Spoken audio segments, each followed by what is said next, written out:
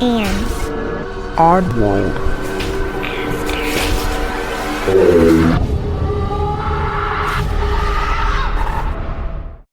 Hey oddballs, I'm your host Jensen, and welcome to episode 125.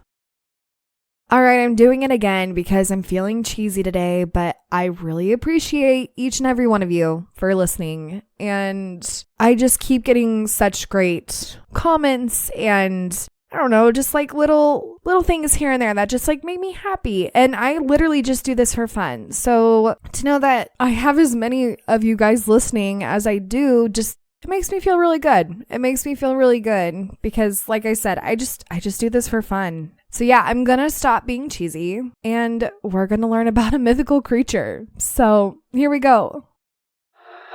It's lesson time. Today's mythical creature lesson is the Centaur. Let's gallop into the realm of the Centaur from Greek mythology. The majestic creature that's half man, half horse.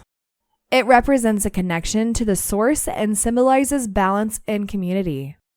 If you're drawn to these half-horse creatures, it's time to balance your spiritual and physical selves.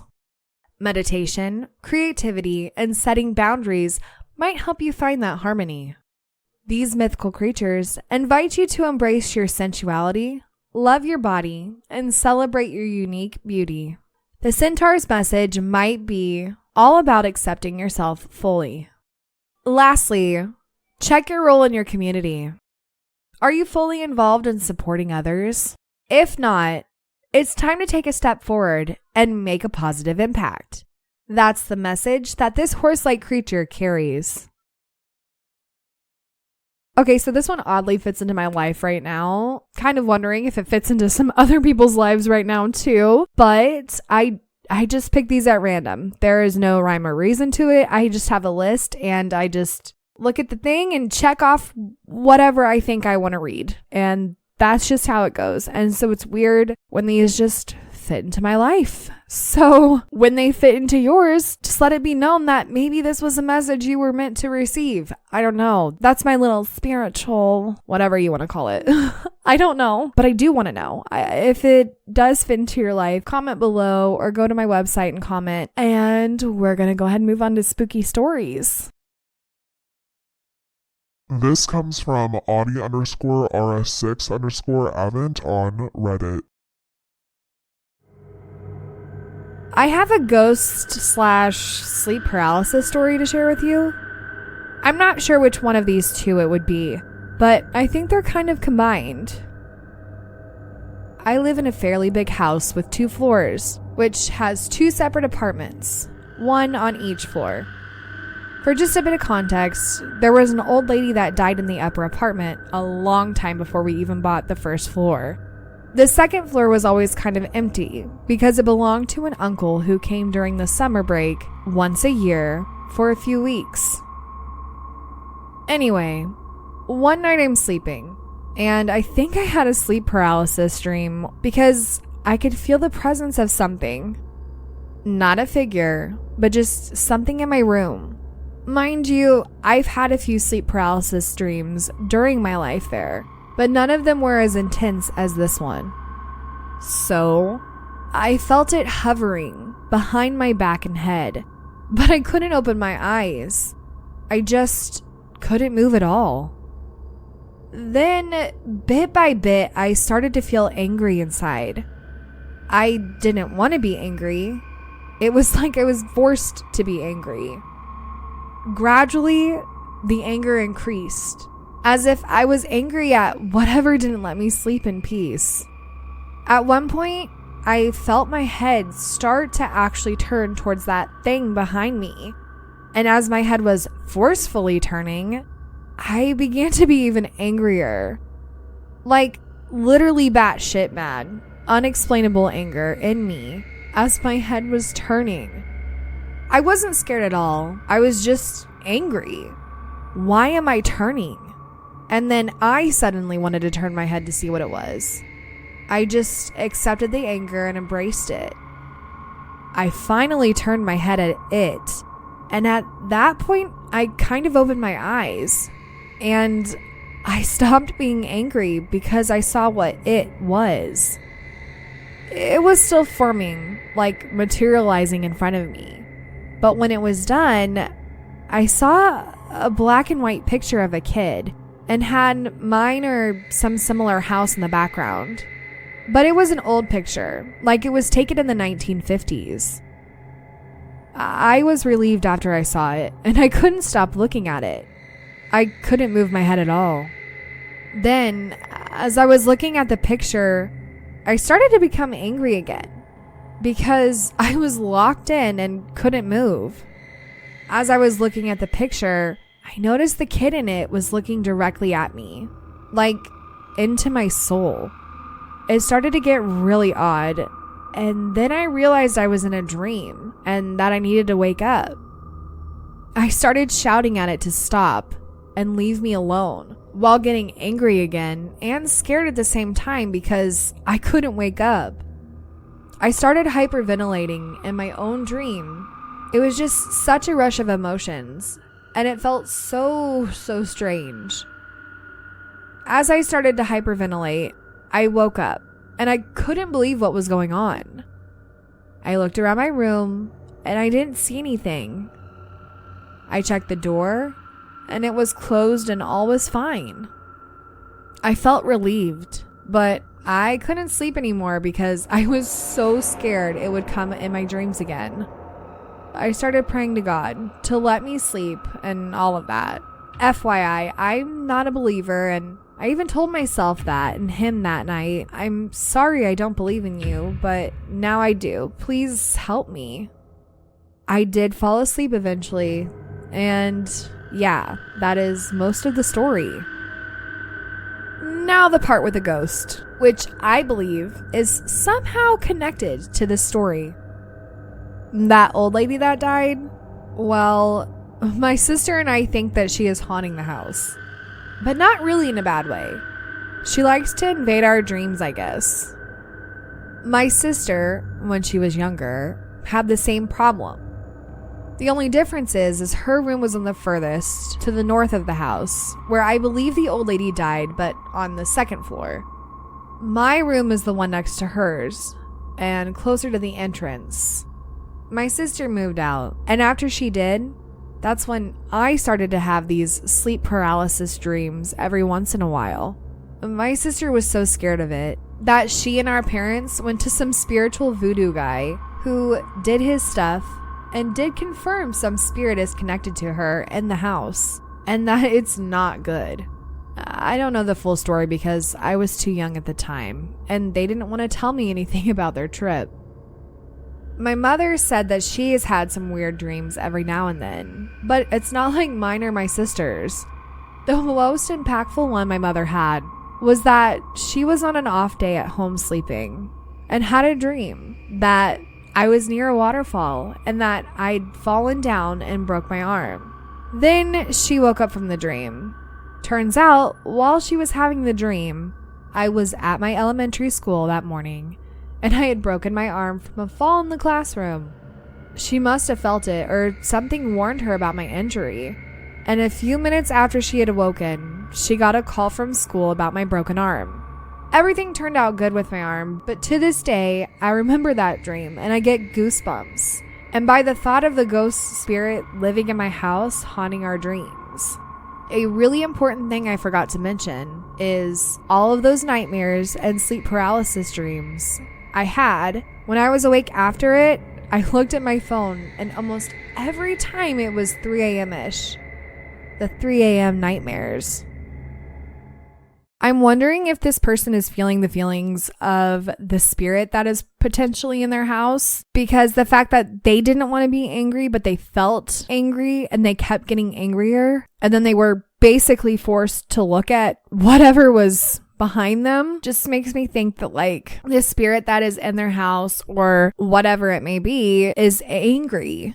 And I would really like to know what their sister's dreams were, if they were very similar to this person's dreams, because what if this spirit is trying to like reach out and be like, hey, this picture, this little boy, is he a grown man now? Is he still alive? Like, I mean, obviously if he's in the 50s, I'm assuming this person is still alive. Don't assume anything, obviously, because unfortunately people just die. It's not like everybody lives to be 100, but you know, realistically, this person could still be alive. So maybe this spirit is like trying to get some kind of message that you can't figure out, but I would have to like take notes from each person's dream, the writer and the sister, and compare and contrast and figure out, you know, like what's going on here? What is going on here? Now, there could be multiple spirits, because if the mom is having a dream where their child is falling and broke their arm, and then, oh, lo and behold, that happened in real life. Is that some weird kind of like mom thing? Or is the spirit trying to help this mom wake up like, hey, your kid has broken their arm? Or is it your spirit guides that are manifesting this dream for you, trying to wake you up like, hey girl, your kid broke their arm? I mean, I don't know. There are all kinds of possibilities depending on what you believe in. It could just be a weird coincidence. If you believe in absolutely nothing. I mean, you could spin it any way you want to, but I'm kind of wondering if there are two different spirits in this home, or if this old lady who passed away, there's got to be something with this picture and this little boy in the picture. To me personally, that's a sign of like, hey, this spirit is trying to reach out to you to tell you something. I don't know what it is, but there it be. There is something there. There's a sign. And as much as I don't wish for this person to keep having these horrific dreams, I mean, I don't want that for anybody, but maybe keep a dream journal and start writing down like the details of the dreams, because I genuinely feel like maybe this spirit is trying to communicate. And unfortunately, it's scary and, you know, makes you feel things you don't want to, but I think you kind of have to listen to this one. But I would like to know what you guys think, and we're going to go ahead and move on to the next story.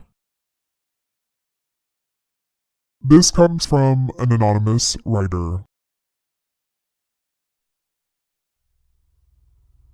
I was working on a project on the Navajo Nation reservation, remodeling a dorm on a high school campus. The original school was built in 1910, and the dorm, constructed in the mid-1950s, had housed students ranging from kindergarten to high school seniors. At the time, it was being used for 1st to 6th graders. The building, which had a crawl space, was in bad shape, especially the restrooms and shower areas.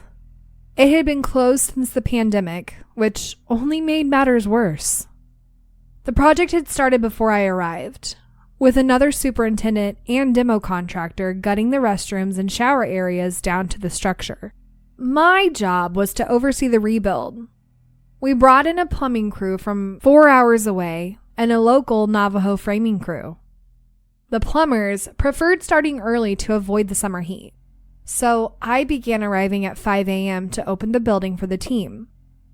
When the framers found out, they joked that I was tempting fate because, according to them, early mornings before sunrise were when skinwalkers were the most active.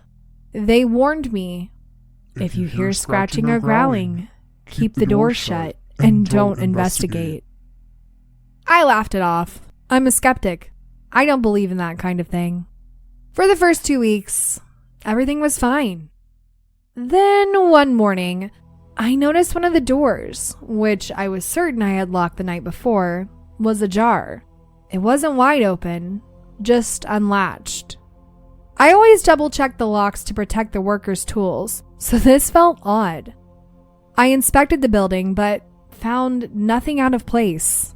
The next day, determined not to repeat the mistake, I zip-tied the door closure arm to ensure it stayed shut, and even took photos of all the doors before leaving.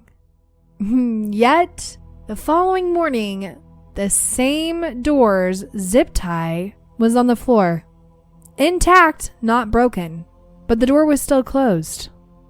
The framers laughed when I told them, saying it was probably a skinwalker. I ignored their jokes, chalking it up to my imagination or a fluke.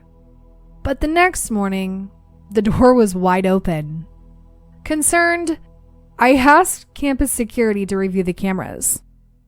The guard, a retired sheriff's deputy and former reservation law enforcement officer, found nothing unusual.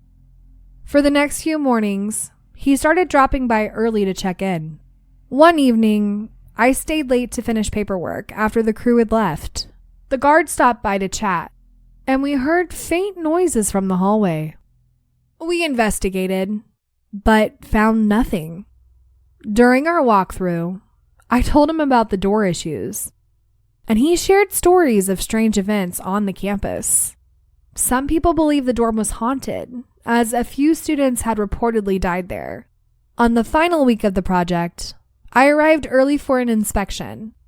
The security guard joined me, and as we walked the dorm, we heard a deep groan echoing from the hallway we just checked. Following the sound, we ended up in the girls' sleeping quarters, the same area with the problematic door. The room was empty. We inspected every corner, but found no source for the noise. On the final and last night of the project, I stayed late again to complete paperwork. The guard joined me for one final chat. The building was locked down, all the lights off except for the front area where I worked. As we talked, we heard a guttural growl from the west hallway, the same hallway where the groan had come from earlier. We stood frozen, exchanging uneasy glances. Suddenly, a loud crash echoed, followed by the sound of something being dragged across plastic sheeting towards us. The guard, visibly shaken, drew his firearm. I grabbed my flashlight, and we decided to investigate. Splitting up, we moved down the hallways, turning on lights as we went. The sound seemed to move with us, but always stayed out of sight. At the end of the west hallway, we found the door to the sleeping quarters open, though I had zip-tied it earlier. Inside, the room was empty. No signs of anyone or anything. Returning to the front door, we heard scratching and faint whispers coming from the end of the hallway. I was furious, convinced someone was messing with me. But as we checked once more, the whispers stopped. As I locked up for the last time, I yelled into the building, "Whoever's in here, have a good night. You won't be seeing me again." The next day, I ran into the framers on another project and shared my experiences. They just laughed and said, "Typical skinwalker behavior. You're lucky it didn't take you." If that's what a skinwalker does, I'm not worried. But I can't explain what happened in that dorm. So this one makes me giggle because, well, I know who this person is. And in fact, I FaceTimed them whenever they were in the building while they were telling me the experience that they had. And in the middle of this building is like where they would sit to do their paperwork and whatnot. And then there were two wings that were like off to the side. I remember them telling me about their experiences, saying that, you know, they thought that there were people squatting in there, or it was the ghosts of the children who were in there. There is way more detail to this story than what is here. But point is this is the quick breakdown version of it, and I just think it's wild. I think it's funny that the Navajo people were like, yeah, that's a skinwalker, you better watch out. But then this person was like, yeah, okay, whatever. And then things happened that they couldn't explain. Point is when someone who's a native tells you, hey, this is what's going on, this is what happens, just be careful. And then you're like, sure, whatever. And then it happens. Just don't be surprised. Don't be surprised, because they're literally trying to warn you and just let you know, like, hey, this is what could happen. Now, luckily, a skinwalker did not get this person, but I find it funny that they explained it to the framers and they were like, that's typical behavior. Like, I really feel that if this person were to have stayed maybe even longer, they might have seen more things. And I wish they could have stayed longer because I'm really curious and wanted to have them see more things. But anyhow, point is this one gives me chills either way. And the fact that like I was taken through this building on FaceTime and whatnot, it just makes it that much more spooky for me. And yeah, what are your guys' thoughts on skinwalkers? I don't want to say the word too much because I've heard if you say it too much, then that could draw them. But I'm in Missouri and I don't really know if they're up here. But either way, I'm not going to take my chances. So anyhow, what, if any, are your experiences with skinwalkers? And any knowledge that you have with that would be fantastic. Because I love learning about this stuff. And I love picking people's brains and, getting your experiences. But if you have a story like either story today, head on over to my website, let me know. And I hope you enjoyed today's episode. And well, it's an odd world after all. Oddballs, thank you for listening. And if you enjoyed today's episode, don't forget to leave 5 stars or thumbs up on whatever podcast platform you listen on. If you have any comments for this episode, comment below. Or head over to Instagram and comment on this episode's preview. To submit a story or for more information, go to it'sanoddworldafterall.com.